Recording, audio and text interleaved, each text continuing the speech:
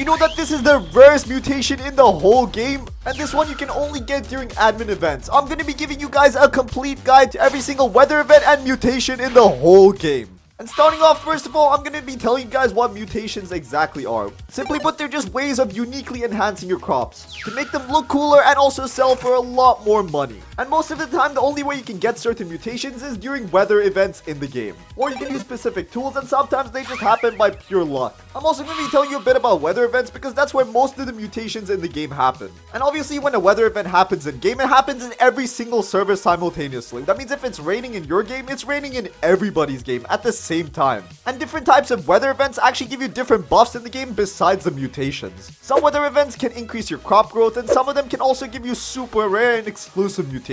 And some weather events in the game can only be turned on by admins, which means that you literally have to get super lucky to encounter some of them. But starting off with the standard weather events in the game, the first one we got here is the rain event, which is pretty self-explanatory. It just rains and increases your crop growth speed by a total of 50%. And also gives you a 50% chance of getting the wet mutation. And another thing you should keep in mind is that you can actually combine mutations in the game. So for example, you got the chilled mutation, which you get with a different weather event. You can get the frozen mutation, which is better than both of them combined. But anyways, like I mentioned before, there's also some mutations in the game which you cannot get through events. And one of them is the golden mutation. The golden mutation gives you a 2000% multiplier, literally making your crop value 20 times more than it normally does. And there's no real specific way to get it. The way you can get it is just through luck. Every time a crop grows, it has a 1% chance of growing golden. There's also another way to get it through using the dragonfly pet, but that is pretty rare. Most of you guys probably don't have access to that. Another mutation that doesn't require a specific event is the rainbow mutation. This gives your crop a 50 times multiplier, and just like the gold mutation, it's just by pure chance. It has a 1 in 1,000 odds of replacing the normal plant. And there's also a super rare mutation in the game called burn, which you need the red dragon for, and that's literally an admin exclusive pet, so you literally have no way of getting it. But that's every mutation in the game that doesn't require an event.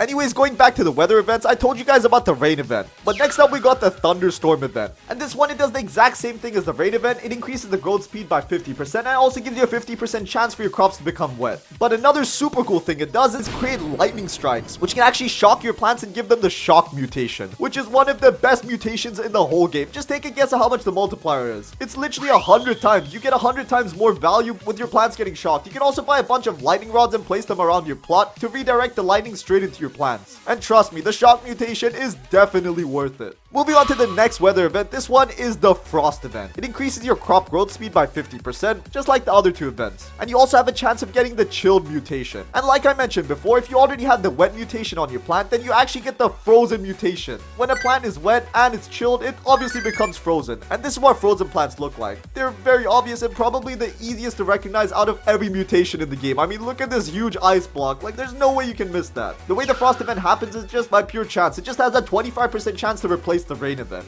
Another thing I should mention is that events don't work when you're logged out of the game. Your crops might grow when you're offline, but you actually don't get any buffs from any event. So if you want these buffs, you have to stay AFK in game and just turn on auto clicker so you don't get kicked. The next event that I got here is the nighttime event. And the special mutation you can get from this is the moonlit mutation, which makes your plant look really cool and also gives it some cool particles. It literally turns it purple as well. And the maximum amount of crops that can be moonlit per night is a total of 6. One every 40 seconds over the course of 4 minutes. You can also place night staffs to increase your moonlit crop yield. Moving on from that, we got the blood moon weather, which isn't really a weather, it's just a blood moon. And just like the frost event from before, the blood moon event has a 33% chance to replace the night event during the night cycle. And when there's the blood moon, you have the chance of your fruits getting bloodlit. Instead of moonlit, they literally become bloodlit, which is pretty cool. And they also have this dark red color with some pretty cool particles. When your crop gets bloodlit, it increases the value by 4 times. And you can also use night staffs to increase the bloodlit crop yield. And this event lasts for a total of 15 minutes. And this is honestly one of the best visual events in the game. I mean, literally just look at the sky during the event. It's pretty crazy.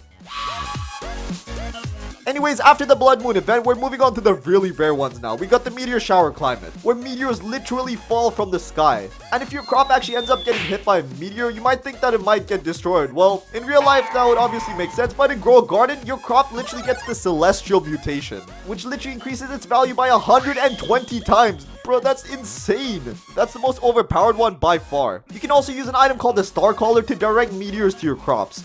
Anyways, moving on to the event weather, which means they're a lot more rare or they only happen during events. The first one we got here is the Beastworm, which is the current event in the game at the time of recording this video. The Beastworm event basically just spawns a butt ton of bees that visit your garden and just pollinate your plants. When your plant gets pollinated, it sells for 3 times more, or you can also trade it for honey to get some other interesting stuff. There's other ways to get your plants pollinated, like using the bee pet, or the other bee variants. Moving on to the next event, this one is called the Sun God event, and it applies one of the craziest mutations in the whole game. And you know this event is happening if a floating Jandal literally appears behind the cosmetic shop. And trust me, when it happens, you will know. I mean, just look at this. How can you miss something this scenic? Anyways, back to the Dawnbound mutation. Just take a guess at how much this mutation increases your crop yield. Remember, the Celestial mutation from before increases it by 120 times, but the Dawnbound increases it by 150 times, bro. That's literally insane.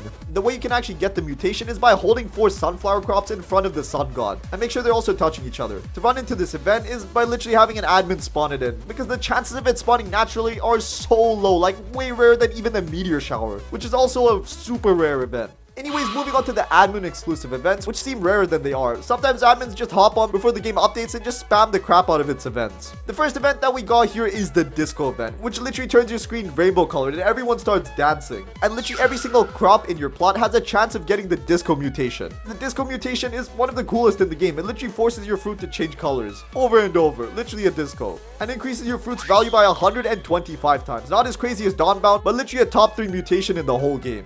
You actually do have one other way of getting the disco mutation without the admin spawning in the event, and that is by getting the disco bee. But even that is literally one of the rarest things in the game. Only place you can get it from is the anti-bee egg. And what it does is that every 20 minutes it has a 12% chance to give any fruit in your plot the disco mutation. Next up, we got the Jandal Storm, and this is also obviously admin exclusive, and for this one, it literally just spawns in a bunch of lightning strikes, like literally 4 strikes per second. This event only lasts for 1 minute, so that's literally a total of 240 lightning strikes for that whole event, which is pretty crazy. And you'll notice it's this event when a gigantic Jandal entity appears at the place behind the cosmetic shop. Moving on to the next event, it's called Shekele Rain. It turns the sky yellow or goldenish, and a bunch of shekels just fall from the sky, and the average amount is literally just 30. For this one, no mutations are applied, but it does last for around 1 to 3 minutes. The next one is called Chocolate Rain. It's pretty similar to normal rain, but instead of giving your crops the wet mutation, it gives them the chocolate mutation. It lasts the same amount of time as the rain event unless the admins decide otherwise.